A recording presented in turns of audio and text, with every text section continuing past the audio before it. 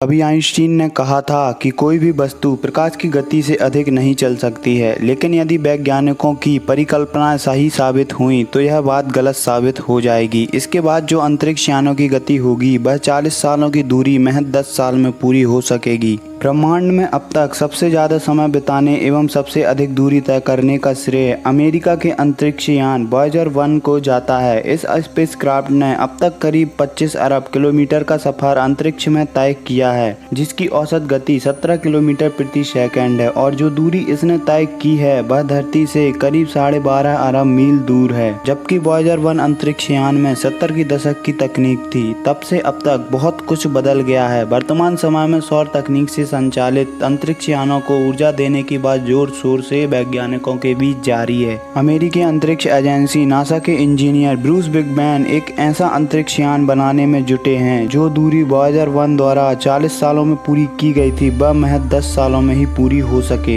इस अंतरिक्ष यान के बनने के बाद प्लूटो ग्रह तक पहुंचने में महज 6 साल और बृहस्पति ग्रह तक पहुंचने में केवल 2 साल का समय लगेगा। फोटोन वो कण है जिससे रोशनी बनती है एवं उनकी रफ्तार इस ब्रह्मांड में सबसे तेज मानी जाती है, लेकिन सूर्य से फोटोन के साथ साथ कुछ अन्य कण भी निकलते हैं जिन्हें सोलर विंड या सौर हवा कहा जाता है। ब्रूस बिगमैन अपने स्पेसक्राफ्ट को इन्हीं सोलर विंड की सहायता से दूर अंतरिक्ष में भेजना चाहते हैं। सौर विंड पावर से संचालित किसी अंतरिक्ष यान की कल्पना पर अमेरिका की मिशिगन यूनिवर्सिटी के थॉमस जूहर चैन के अनुसार सूर्य से सबसे ज्यादा रोशनी निकलती है। ऐसे में किसी यान को अंतरिक्ष में अगर सौर सेल की मदद से भेजा जाएगा तो कुछ 100 मीटर की सौर पतवार से काम चल जाएगा। मगर ब्रूस बिगमैन जिस ब्रोकन अम्ब्रेला तकनीक की बात कर रहे हैं उसका विस्तार कम से कम 40 किलोमीटर होना ही चाहिए, यानी कि लगभग एक शहर के बराबर। अंतरिक्ष यान में तारों का इतना बड़ा जाल बुनना आसान काम नहीं है। जुबुरचैन कहते हैं कि इंसान पिछले 100 से ज्यादा सालों से तारों का इस्तेमाल करता आ रहा है, मगर मजबूत से मजबूत तार टूट जाते हैं और उनके अंदर अगर बिजली दौड़ाई जाती है तो वो जल भी जाते हैं। ऐसे में ब्रूस बिगमैन का ब्रोकन अम्ब्रेला कितनी देर उड़ेगा कहा नहीं जा सकता है। फिर सफर के दौरान कहीं वो किसी उल्कापिंड या धूमकेतु से टकरा गया तो पूरी तरह से नष्ट भी हो सकता है।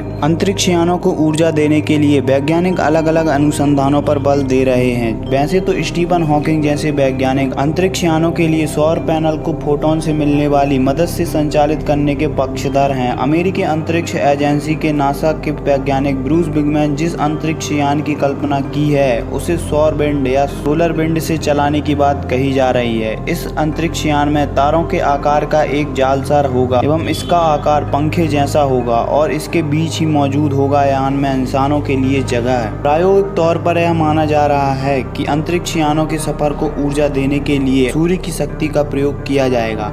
इससे हम समझ सकते हैं कि हमारा फ्यूचर कितना ज़्यादा ब्राइट होने वाला है। मतलब कि फ्यूचर में ऐसी ऐसी टेक्नोलॉजी आने वाली हैं जिससे हम शायद प्रकाश की गति से भी सफ़र तय कर पाएँ, लेकिन अभी थोड़ा वक्त है, इसके लिए इंतज़ार तो करना होगा।